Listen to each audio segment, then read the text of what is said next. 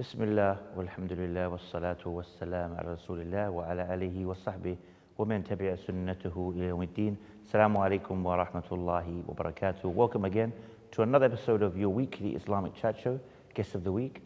I'm here as always, your host Ismail Bullock, and today we want to talk about priorities in our lives as Muslims. What are the priorities we should focus on? We often have priorities. Are they the right priorities? Are they the wrong priorities? Inshallah, we'll find out today in this episode. And with me is brother Mohammed Khan. Assalamu alaikum. Alaikum salam wa barakatuh. So priority, everyone has priorities. Some people have the wrong priorities, some people have the right priorities, and some people have a bit of both. So we're going to try and focus on the main priorities that we should have as Muslims in our daily lives, so in our life in general. That's right. And alhamdulillah, this episode is for refreshing ourselves and reminding ourselves that we as human beings, we have priorities in life. We cannot be just in a state where we do anything, we do everything, whatever comes our way, we make it a priority.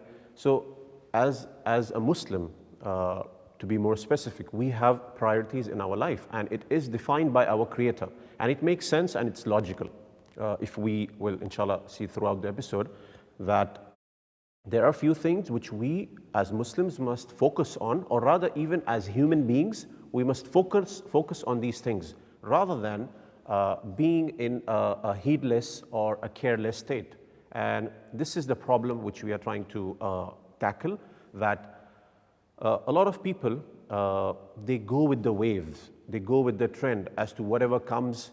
Now it's the time of technology, as we know, and to a large portion, the satellite media and social media has taken over, and our lives are revolving around this media.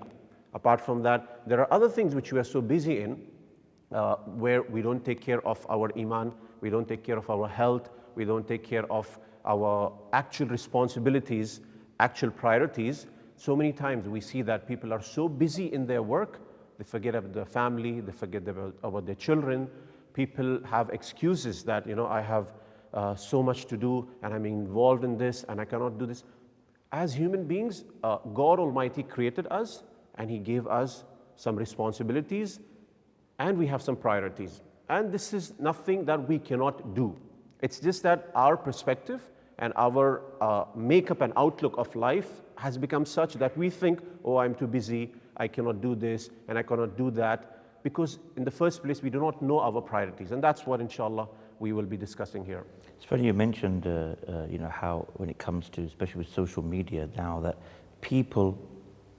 some people actually make their priority, literally social media has become their priority in life.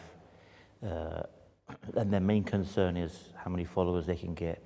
Or their main concern is following the latest, whatever challenge it may be. Sometimes, if you have Instagram, you come across some weird thing that people are doing and you're thinking like, what's this? And it turns out it's some, every month or whatever it is, every now and again they have these new challenges and you see people all over the world doing this. And it's almost like, people might not look at it like that, but it's almost like crazy in a way how it affects everybody, and everybody just falls into this kind of, you may have seen this cartoon thing that's been going around where it shows you, it's either a cartoon or it's an image, where it shows you people walking with their mobile phones in a line like zombies and they're falling into like a hole. Like as if basically showing you that they're addicted to this, they're doing nothing else but this, and this is their life, and then so much so that they just fall off a cliff because they were so engaged in that. And that we see a lot of people make that their priority, That's right. And we had like a whole episode, remember, on this about social media and influencers. So the viewers can watch that and they can know more in depth. However, when we see at our life from a perspective that it is a gift from Allah, it is a gift from God Almighty, and we are here to do something. Now, the moment we understand this concept that we are here on this earth with a purpose, with a valid purpose, so automatically we will start thinking, okay, what am I supposed to do? What are my priorities? For example, someone gets hired in a company, then automatically he will want to know that, okay, what's my job profile? What am I supposed to do? What's my pay scale? How can I get fired? What am I not supposed to do? These all things will, but if he is just in a state where he thinks, okay, whatever comes my way, I'm just here to eat, drink, enjoy, have followers, post on social media, then it's a problem. So first we have to come out of this state that, we are here with a valid purpose, and Allah subhanahu wa ta'ala has given us some responsibilities and we have some priorities. As a human being, we are supposed to take hold of our life. This is number one, that we are supposed to take responsibility. And this is a very problematic area where the youngsters, the youth, even the elders, they don't want responsibility. They don't want to take responsibility of things. Okay, I am responsible for my family. I'm responsible for this, whatever I did. People want to make excuses. They want to play the blame game. It's always people want to blame others. Okay, I didn't do this. It's because of him, because of her. I didn't want to do this sin, but it's because of him or her. Number one is we have to take responsibility of our actions. And Allah subhanahu wa ta'ala will hold us responsible for our actions.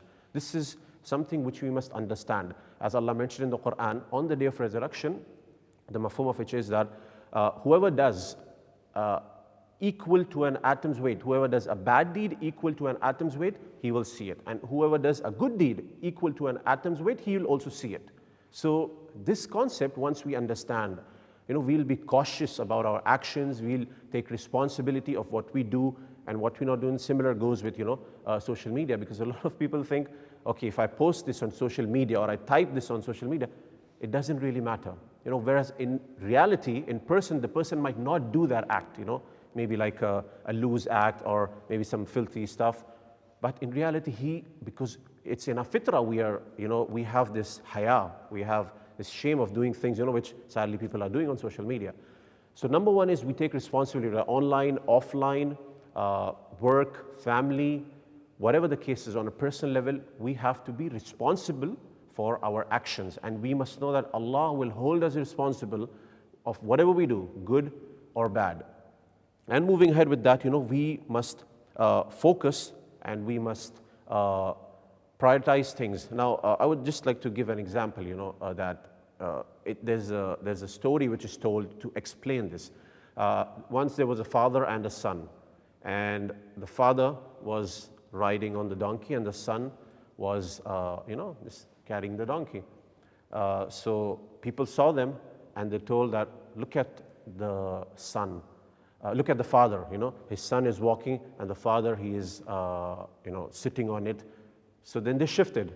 So the son sat and the father started walking. Then people again said, look at this, this young chap, his old father is walking and he's sitting. Then he got down and both of them started walking.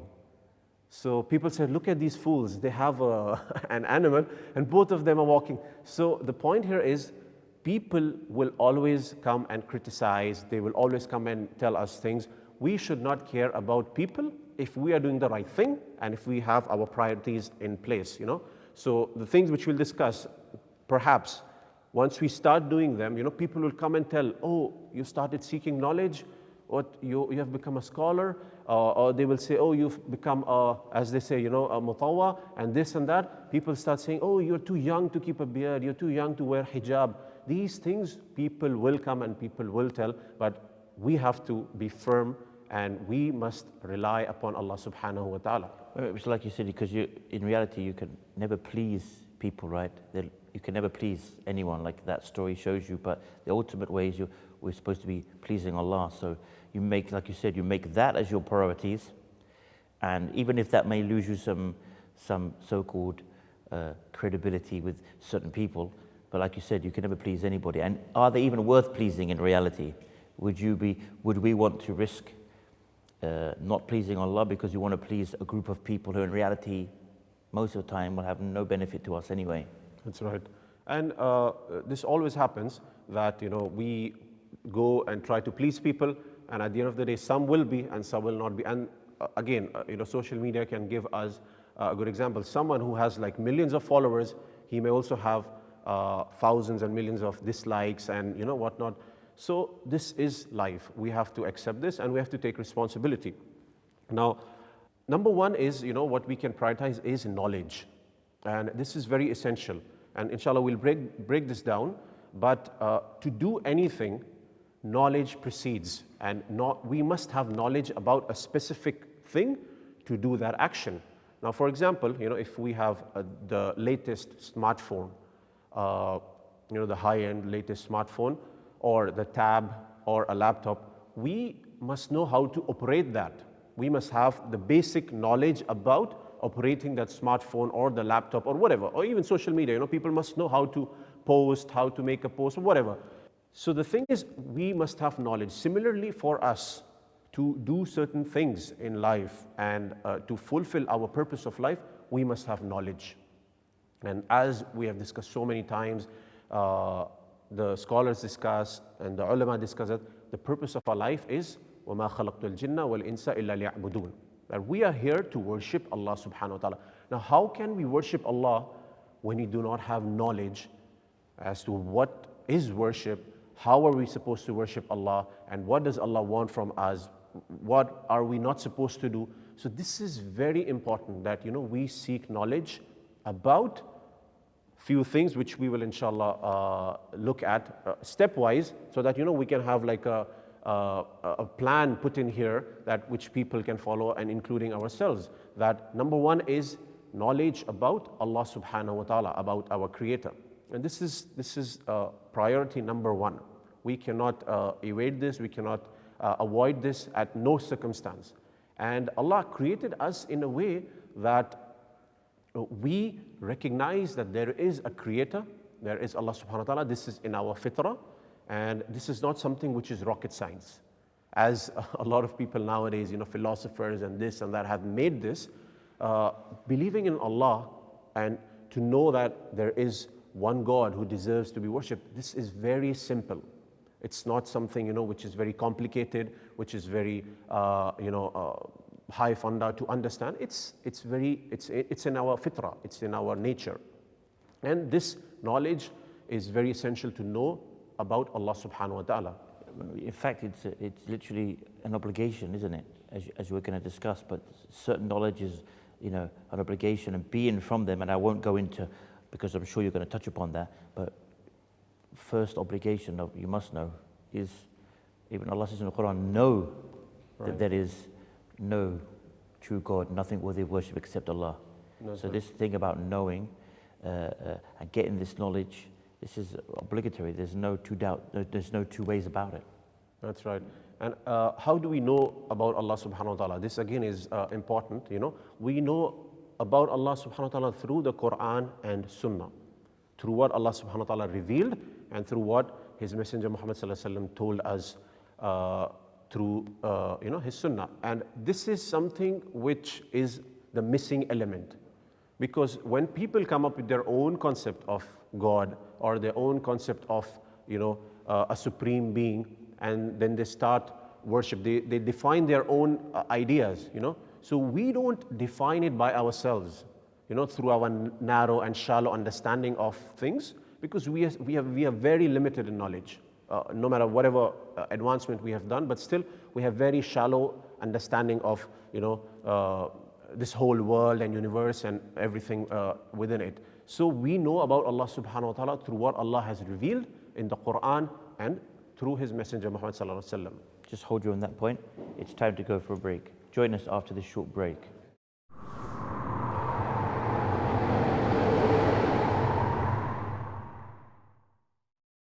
Assalamu alaikum and welcome back.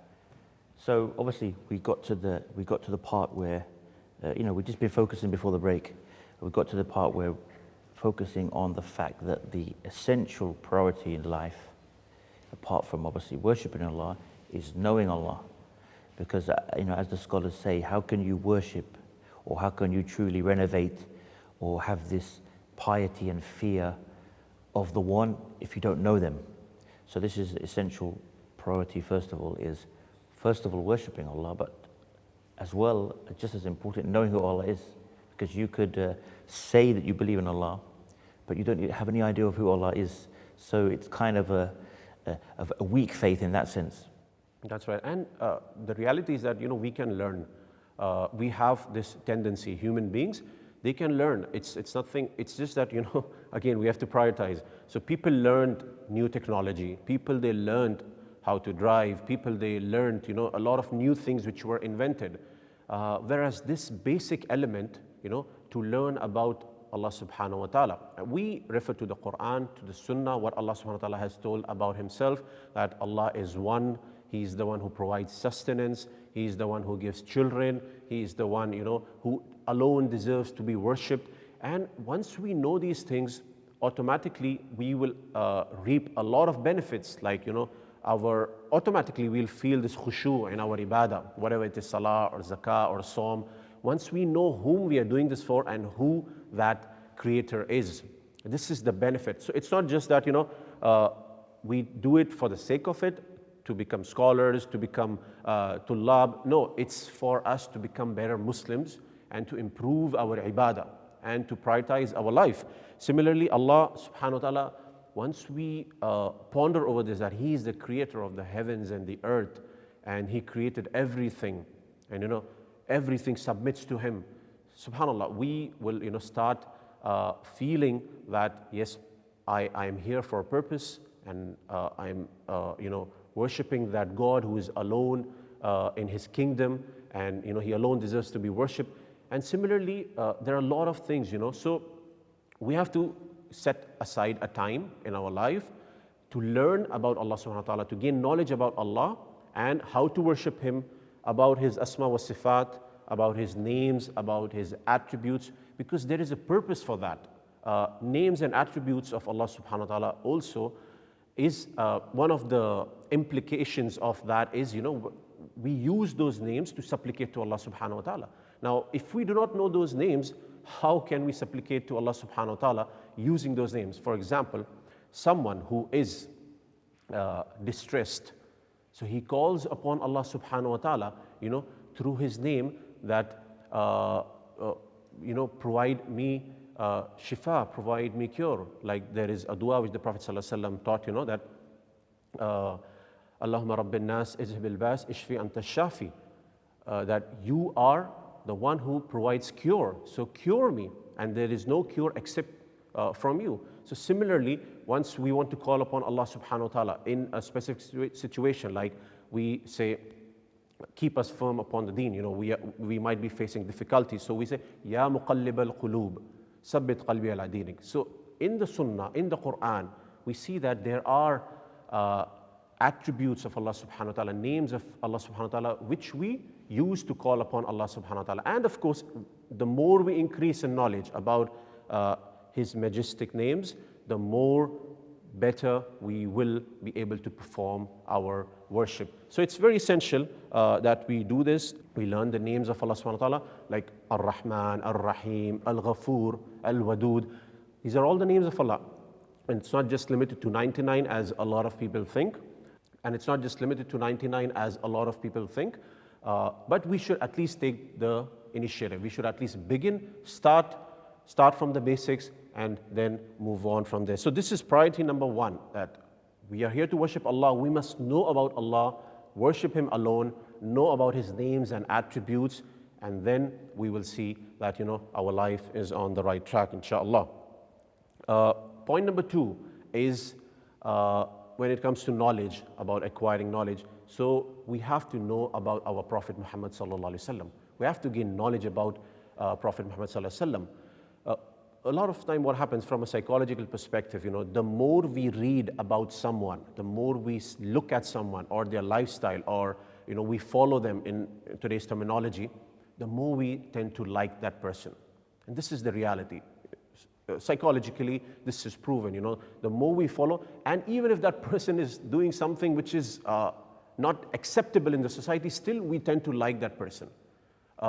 That's seen on social media, in films, in movies, celebrities who are famous. Even if they come out and do things which are very anti-elements in the society, still people like. You see millions of likes, and you see people imitating that. So where is this coming from? This is how we are created. This is how our brain functions. This is how our psychology works, that the more we read and follow and look at someone, the more we tend to love and like and imitate that person. And what we see now as well, right? We see that a big problem we have is a lot of us don't know hardly anything about the Prophet ﷺ, about his life. But you may find people who support a particular football team that they know the main details of the top players. They may know where they were born, what their favorite dinner, what their favorite clothing is, and they what their favorite food is, to that extent. But they don't know about the Prophet Muhammad ﷺ. So if you think about it, you have to know the essential parts. Part of this testimony we make as Muslims, where you testify that the Prophet Muhammad is the last and final messenger, you must have as well the basic knowledge behind that. It means following him, believing in what he said, following his commands and staying away from that which he prohibited, but still you need to know the main aspects of his seerah. Maybe you can't remember every single date, but you need to know the essential things. What happened when he got the revelation, and what happened then, and he went back to his wife Khadija. There's different things. You have to know this, That's and many right. people don't. Yeah, that's right. And again, as you rightly said, it's obligatory for us to follow the Prophet ﷺ, to obey him and to follow him. It's obligatory. But again, as rightly you said, that if we do not know about him, then it becomes difficult for people to follow someone whom they don't know about. It becomes like a cultural thing, ritual, that they're just doing because the society is doing or the parents have done. So that actual element is missing. And that's the reason, then people, they go off the track, or they all of a sudden, start losing their deen. So we must, prioritize this, that we know, take out some time to gain knowledge about the Prophet ﷺ. Alhamdulillah, his life, his biography, everything is preserved. His sunnah, his actions are preserved by Allah subhanahu wa ta'ala. So at least we start with the basics, like reading the seerah of the Prophet ﷺ. Small books on seerah can get us a long way. Then we read some ahadith, look at the explanation from the scholars, how have they explained, attend duroos and classes, where his hadith are taught. This way we will increase the love for the Prophet ﷺ, because to fulfill our purpose of life, it's mandatory to follow the Prophet ﷺ. So therefore, gaining knowledge about him, following him, to acquire knowledge about the hadith, about the sunnah, this is very essential, and it's a part of important knowledge which we should acquire. And number 3, when it comes to knowledge, it is about knowledge of our deen. Now again, when we say knowledge about our deen, about Islam, it's quite broad. So people all of a sudden, when we use the word ilm, we use the word knowledge, they get this idea that, okay, now I have to spend in like hours and hours, and I have to attend duroos, maybe I have to join some Islamic university, and so on and so forth. But there are levels. Even if you don't become a scholar, which in nowadays, not a scholar, but like at least a basic student of knowledge, to have like maybe 2 years or 3 years of study nowadays has become very accessible. Still, if not that, it is obligatory upon us to learn certain elements of our deen, which is not something which we will be excused for, like how to pray, what breaks our fast, about fasting, how to do hajj if you're going for hajj, like the basic pillars of Islam, when to do ghusl, what is halal, what is haram, what is required from me, who are the mahrams, where should I cover, where should I not. These things are obligatory because these are halal and haram. The more things like, knowledge which is fard kifaya, which if some section of the society learns, then that is sufficient. If someone wants to learn that, go do that, alhamdulillah, they're most welcome. If they want to be in that elite list of students of knowledge or scholars, that's fine. But then these basic elements, every human being must acquire. So we could give an example that, these ones you mentioned, is some people doing it, that's enough. That could be things like the science of hadith, and that's right. the science of tafsir, like you said, the usul of fiqh, these things. But the essential things we must know, we already touched upon, is about Allah, and about the Prophet ﷺ. But then the things that we have to do on a daily basis, like if we have to pray, you've got to learn about the prayer. If you have to fast, if you're someone who qualifies to give zakah, You have to learn the rulings of zakah. If you qualify or you fulfill the conditions to go to Hajj, you have to learn about Hajj. That's right. And like you said, your everyday dealings with people, like you said, should you cover, should you not cover, all these kind of things. These are things we have to know. But the extra things, like you said, are not essential if there are people doing that, like there are scholars or students of knowledge who are studying those side aspects. That's right. And even in things, in whatever I'm involved, so as a Muslim, so if I'm doing a job or if I'm doing a business, I must know that whatever that thing is it halal or haram? So it's an aspect of deen. Even so much so that, dealing with people.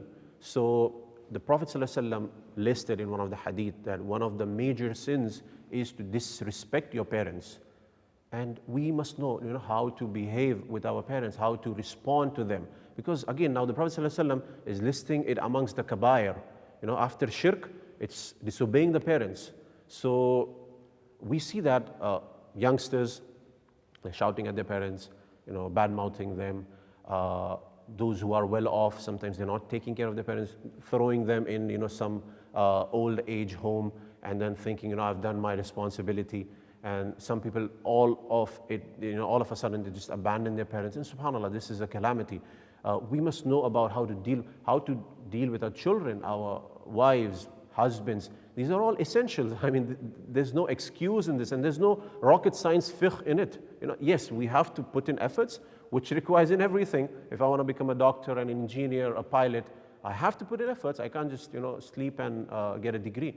Similarly here, when we want to succeed in a relationship as a husband, as a wife, as a worshipper, as an abd of Allah in the first place, to fix my salah, to perfect my wudu, and to know, I was surprised, and even nowadays, a lot of people, some youngsters, they don't know when ghusl is obligatory and how to do ghusl. This is a problem. Even youngsters, who are not married, but there are occasions when they are supposed to do ghusl, to pray their fajr prayer. They don't know about it. And so if they don't know this, their prayer is not valid. And if their prayer is not valid, this is a serious issue. So these basic things will not take much time though, but yeah, it will take some effort for us to begin, to start and prioritize, our life and what are we supposed to do. So the aspect when it comes to knowledge of the deen, at least we start and prioritize things which are obligatory, which are required from us, on a daily basis. Money, finances, our prayer and sadaqah, and things which are, whatever we are doing, we have to look into it and we have to fix that. Allah mentions in the Quran, in Surah Al-Ankabut, ayah number 9, as for those who believe and do righteous good deeds, surely we shall make them enter in the entrance of the righteous, that is paradise. So here, what we see that once we acquire this knowledge, once we have this basic knowledge about, our priorities, we are supposed to act upon it. We're supposed to implement it in our life. Now we know about Allah subhanahu wa ta'ala. We know He alone deserves to be worshipped. Now we have to implement that. We have to act upon it. We have to, worship Him alone. No going to the graves, or no going to saints, or no going to other places and calling upon them or making dua to them. Because we know that Allah alone deserves to be called upon. And He alone is the one who responds to our call. And no one else can do that. So similarly, when we know about the Prophet ﷺ, we will follow him.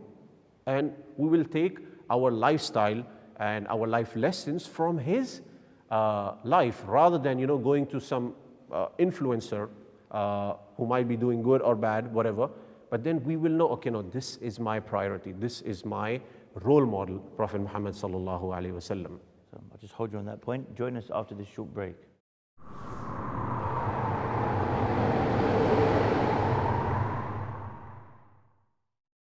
Assalamu alaikum and welcome back. And just before the break, we spoke about so many different priorities, but we'd got to the essential priorities that we generally have to know. That's right. So here we prioritize and gain knowledge about things which are required, and then we start acting upon it. So we have to take that initiative and we have to act upon the knowledge which we have acquired. As you know, we mentioned that we are here to worship Allah. So now whatever I'm doing, so say, for example, it's a business which I'm doing. So I'm conscious about Allah, have this taqwa of Allah that, okay, whatever I'm doing shouldn't be haram, shouldn't cross the limits. Whatever knowledge I have, it shouldn't displease Allah subhanahu wa ta'ala. And to have the right intention that, this is to earn from halal, to provide to my family, to give sadaqah, then automatically, the whole life which you are living, whether it's studies, business, making money, anything, it will become an act of worship. It will be something which will get us closer to Allah subhanahu wa ta'ala. Because when we look at the life of the Sahaba, there were Sahaba who were working, of course they got married and it's a part of the deen, and there were some who were businessmen. So not all the Sahaba, they were consistently learning and recording. Yes, but we say all of them were the best of generations. But you find scholars who excelled amongst them, also like Abu Huraira. He was not working. He just dedicated his complete life, in recording the hadith of the Prophet ﷺ and learning from him. But there were some other Sahaba who used to learn and who used to work. So we see this balance here. I remember one of the Sahaba, and his name, the exact name, subhanAllah, slips in my mind right now, but the famous story of when he was from the Muhajirun, and when he went, and we know the Prophet ﷺ said to the Ansar to give them. So he was offered, one of the Ansar said, I have 2 wives, I'll divorce one and give you, you can take half of my property.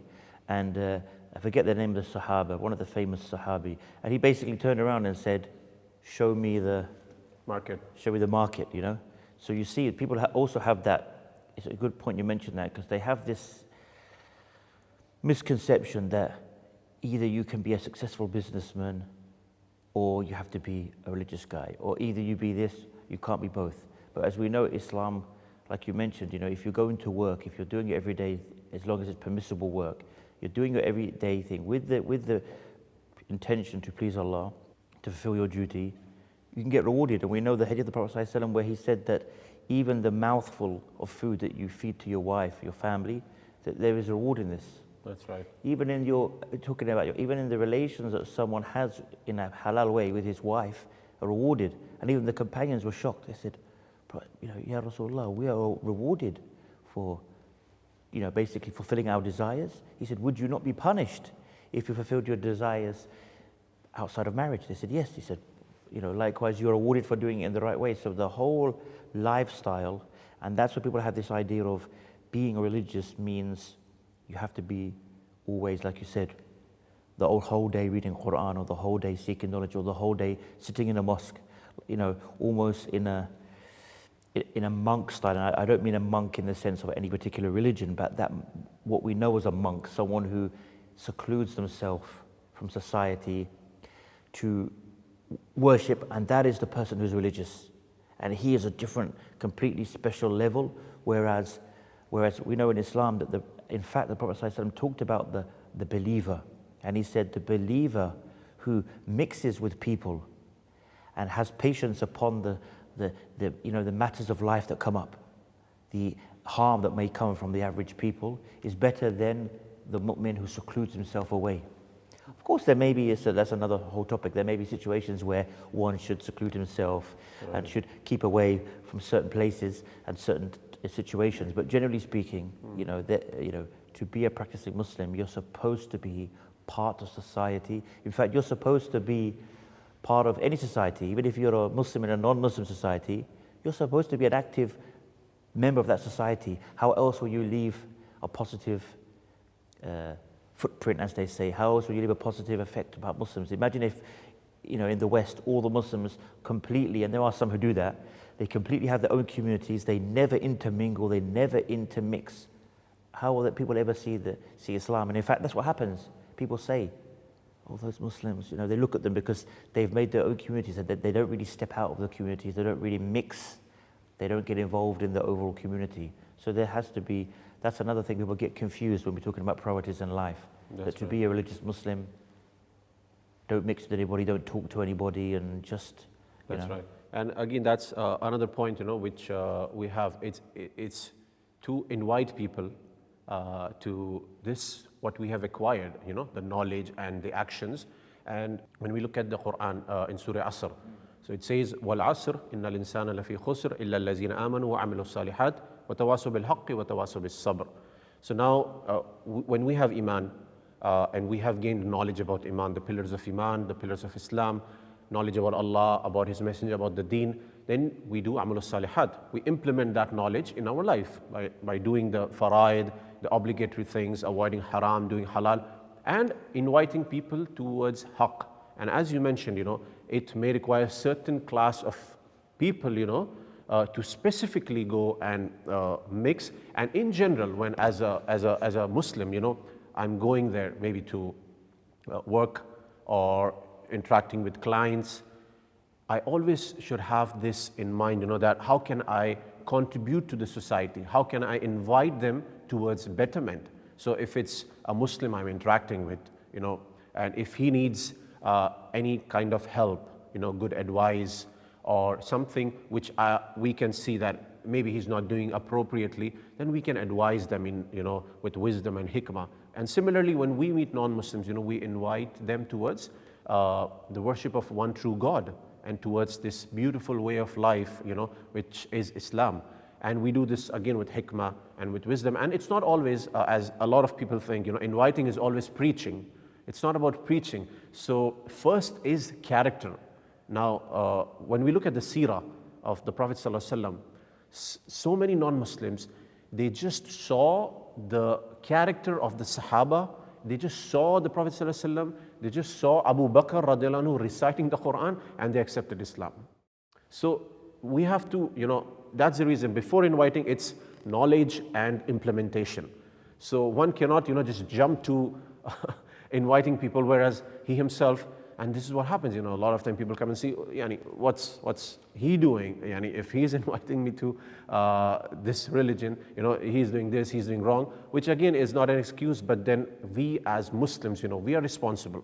We must take responsibility that we gain knowledge, implement, and then invite people implementing that. So overall, this will be like a harmonious society where people of all religions, whomever we interact with, are invited and told about one true God Almighty, Allah subhanahu wa ta'ala.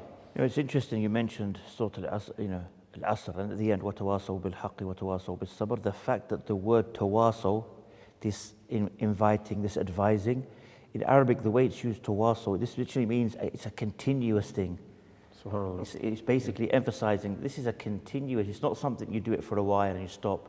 Yeah. Continuously, everyone is in loss except those who believe and do righteous deeds, and continuously call to the truth, and continuously are patient. So this is it's like a life's mission. And we know, of course, we know that Imam Shafi'i said if this, he's given an example of how much we can benefit from this short chapter, that everybody's at loss except those who believe, perform righteous deeds, call to the truth, or advise upon truth and advise upon patience. That if only this was revealed, this would have been enough for mankind alone. Just that alone. And look how much more Allah revealed, and how often do we not take advantage of that or learn from that or take it as a lesson in our life. We find people, and this is relevant because we're talking about priorities in life. How many people now, they pay hundreds and thousands of dirhams, pounds, dollars to go to so-called life gurus or life coaches, and to listen to, lectures, and all of these things, all of them, and more, of course, even better, you can find in the Quran, but the thing is we don't, in the Quran and in the life of the Prophet ﷺ, but we don't look. And in fact, if you study the sayings of the Prophet Muhammad ﷺ, and you see the verses of the Quran, you end up realizing that a lot of what those people are saying anyway, and sometimes they don't even know it, it's been passed down as words of wisdom, and it traces back to a hadith or a verse, and they don't even know it themselves. Like they come out with statements like, if you're a leader or you're in the education field, you should repeat something 2 to 3 times, because this is where it really sinks into the people you're addressing. And we know the Prophet ﷺ used to, tell people about repeat something important 3 times. So there's so many things we don't know, and people are paying all this money because they, unfortunately, where we have our priorities mixed up, we don't look first to the Quran and Sunnah. Doesn't mean I'm saying now you cannot go and attend academic training, corporate training. But what I mean is, when you go to those people that are supposed to give you the solution to life, come to Mr. Such and Such for 3 hours, for 10,000 dirhams or whatever, and learn how to, to change your life. A lot of time you'd find those things in the hadith, but because we're so far away, many of us, and I'm talking to myself even, from going and reading the hadith and the life of the Prophet ﷺ and his statements in different things, we don't even realize it. And we hear it many years later. One time, maybe we heard a lecture. Oh, that's what that famous guy on TV, when I was on YouTube looking for ways to change, how to live a happy life, he's talking about these things. Wow, that's pretty much what the Prophet ﷺ said 1,400 years ago. That's but right. we don't make that a priority in our life. Right. And again, there are not only these motivational speakers, but there are so many books. There are so many, bestseller books. And of course, I cannot name it here, but one of the bestseller books, which I saw, they have like pointers how to be happy, and it's like millions of copies sold and bestseller. And subhanallah, quickly glancing at those points, out of those 10, maybe 8 or 9 are like things which are taught in Islam, like being grateful and not to complain, and looking at those below you. These things, subhanallah, and of course, not only this, but more, because whenever an author, like a bestseller, maybe from the West or from the East, when he writes a book, he has like a perception, he has a background. But when we see the Quran and Hadith, this is coming from our Creator. He knows all of us, and He has created us, so He has the best, instruction for us. But it's, as you said, we don't go to it and we don't realize about it. Not just that, but even you just said being grateful. We know, for example, if we were taking it from an Islamic perspective, so this book may say, be grateful. And then you say, okay, but we know that Allah says, if you are grateful to Him, He will increase you. So we have that added benefit of not just knowing that we should be grateful, but knowing, and there's so many other things that we could discuss. We're pretty much coming to the end of the show. But there's so many aspects like this, like you mentioned, that we can go, and even, just to end on this, people can go and look for the books now widely translated of Ibn al-Qayyim. And we see that he has so many books on how to live a successful life, and how to be this, and how to be that, and how to be happy. And this is written hundreds of years ago, but you feel like he's talking to you right now. And of course, he's basing all of his books upon verses of the Quran, teachings of the Quran and of the Sunnah. And we've come to the end of today's show. Jazakallah khair for coming on and shedding some light on this. And thank you again for the viewers for joining in. Inshallah, until the same time and same place, by the permission of Allah, I leave you as always with the greetings of Islam, the greetings of peace. Wassalamu alaikum wa rahmatullahi wa barakatuh.